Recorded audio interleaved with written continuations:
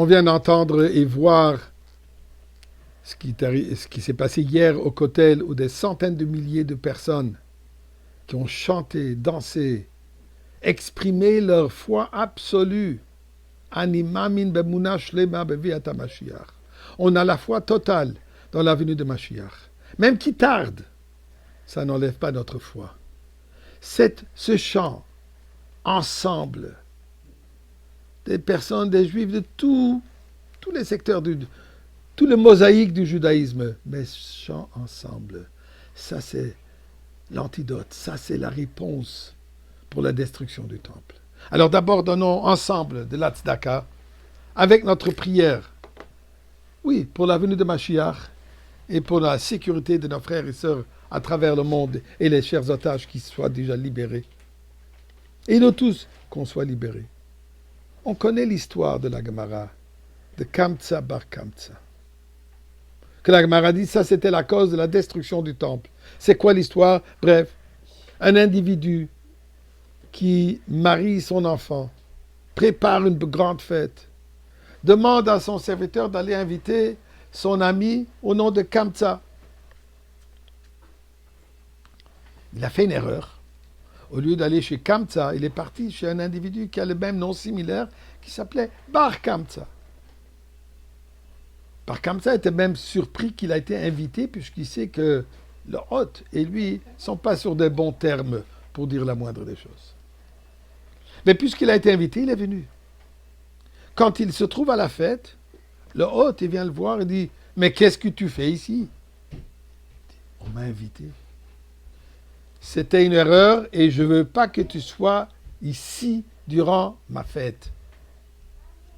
Par contre, ça lui demande gentiment, poliment, puisque je suis déjà là, ne m'insulte pas, laisse-moi finir mon plat.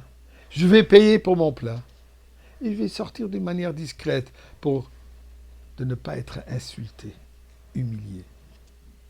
Quitte maintenant. Par contre, ça lui propose.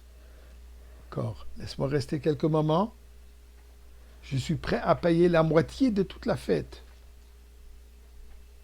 Il est radical. Quitte et maintenant. Je ne veux pas te voir ici. Par contre, ça lui fait une autre offre. Je paye pour toutes les dépenses de la fête. Je ne veux rien entendre. Il faut que tu quittes immédiatement. Il a été insulté publiquement.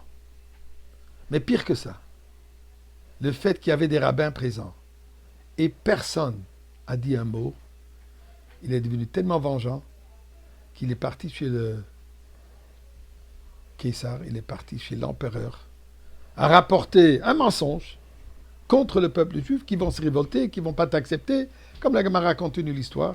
Et la Gemara finit là-bas en disant que, à cause de l'humilité de Rabbi Zecharia ben Avkulas, le temple a été détruit. Plein d'explications sur le sujet, mais je vais prendre juste un petit point ici. Rabbi Zecharia ben Avkulas, qui était un des leaders de la communauté à cette époque, il était présent à la fête. Et la question se pose, comment ça se fait que lui, avec les autres rabbins qui sont présents, n'ont pas intervenu en assurant que cette personne ne soit pas humiliée publiquement? La Gemara nous dit que c'était son humilité. C'était quoi cette humilité?